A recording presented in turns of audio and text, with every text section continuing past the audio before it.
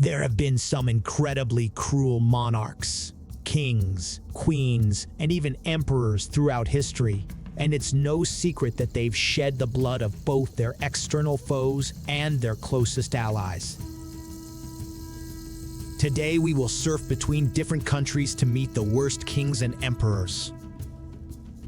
Though some kings were merely ruthless, being in power may be a blessing or a misery.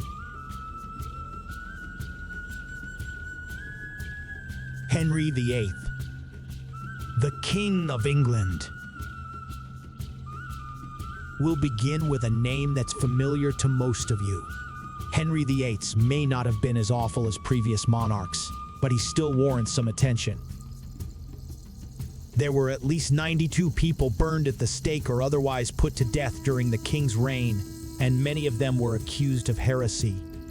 That said, they were only the most prominent figures. From 1509 to 1547, during his rule, according to historical resources, between 57,000 and 72,000 individuals were executed. It's possible that these figures are overstated, but there's no denying that the king enjoyed the taste for the blood. Even his own very family didn't escape his bloodlust. Two of his wives stand out as the most notorious victims. Anne Boleyn was one of them.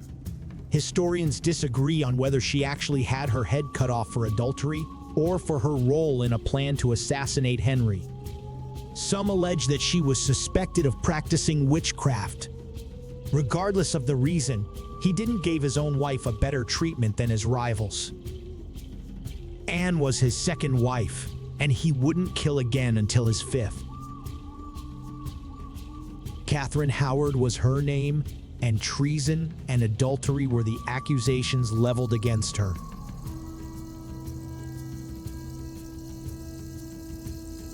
Bloody Mary.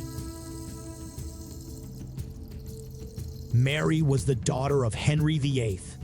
Upon assuming power, she attempted to roll back the reforms instituted during her father's time in office. In a nutshell, it was the English Church breaking away from the Roman Catholic Church. The Protestant Reformation supported this view. Mary's notoriety stems from her efforts to track down and execute followers of this organization by burning them at the stake. Bloody Mary was given to her because of all the dissidents she had burned. Caligula. Gaius Julius Caesar was his full name. He was Augustus Grammaticus. There are numerous accounts of his atrocities as Roman emperor. He appears to have been extremely self-absorbed and to have entertained grandiose fantasies. Some say he was sadistic and believed he could communicate with the gods. Even at the Roman Games, he was up to no good. In one fight, he triumphantly stabbed to death a fellow gladiator who had only brought a wooden sword to the fight. On another occasion, it was claimed that he forced members of the crowd into the arena to be torn apart by the beasts, since he was bored by the lack of prisoners he could watch being consumed by wild ones. The exact number of victims of his torture and murder is unknown, but is likely very high. Ivan Vasilievich, aka Grand Prince of Moscow, aka Ivan the Great, aka Russian Ivan Veliky. He's known for many admirable things related to innovation and expansionism. However, his darkest moment was during the so-called Massacre of Novgorod, when he ordered his forces to murder civilians by plunging them into icy rivers. It was reported that he tortured and executed hundreds more people due to his paranoia that the wealthy metropolis would rebel against his control. There is also talk that when he was only 13 years old, he had one member of the aristocracy eaten by a pack of dogs. Many of his own people were harmed as well, as expansion does not necessarily result in an equitable distribution of its benefits. It's undeniable that this tyrant was a tremendous force of conquest and modernization during his reign. His reputation for brutality is all that's needed to earn him the moniker.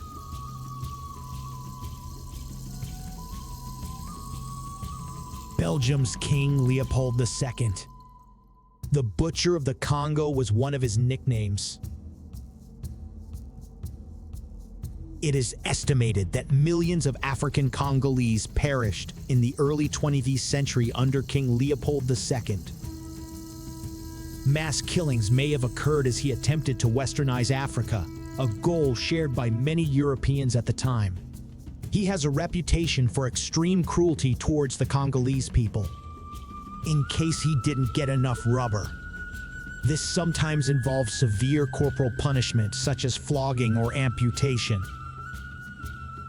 The commanding commander ordered us to chop off the heads of the males and hang them on the village palisades, and to hang the women and children on the palisade in the form of a cross. This was a message one Belgian wrote after a community protested the extremely difficult working conditions. Attila Hun. He controlled the Huns alongside his brother Breda. The Romans viewed this man and his formidable army as the scourge of God. It appears that Attila was the worst of the two halves because he probably murdered his own brother to attain supremacy. Throughout Europe, he conducted numerous successful campaigns and is generally considered a superb leader. The most barbarous and cruel aspect of his victory, it is believed, was the means by which he achieved it. That's why he's mentioned in this context.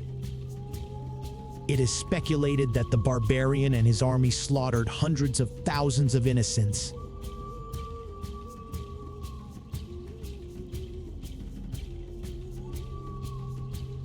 Vlad the Impaler, or Bloodthirsty Impaler. He was the monarch of Wallachia, beginning in 1436. You may recognize his name from the Dracula mythology. Historical records show that after one attack on the Ottoman army, Vlad's own army fled the area now known as the Woodland of the Impaled in what is now modern-day Romania, which includes the region of Wallachia. So he went out into the city. About 20,000 people, including women and children, were impaled, according to historian Leonikos Chaco-Condyle's writings. A stunning spectacle for the Turks and their sultan. He continued by saying that there were infants among the bodies that had been nailed to the stakes and that birds had built nests in their stomach. The proliferation of movable type led to rumors that this man was Europe's most cruel ruler in history. Some say he came up with horrifying new forms of torture that had never been used before in human history.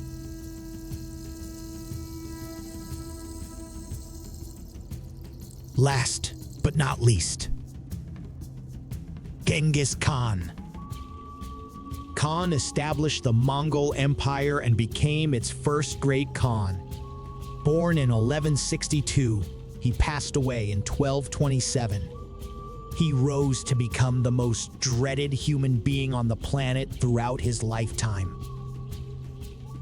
Even now, historians and military experts consider him among the most ruthless yet successful campaign managers in military history.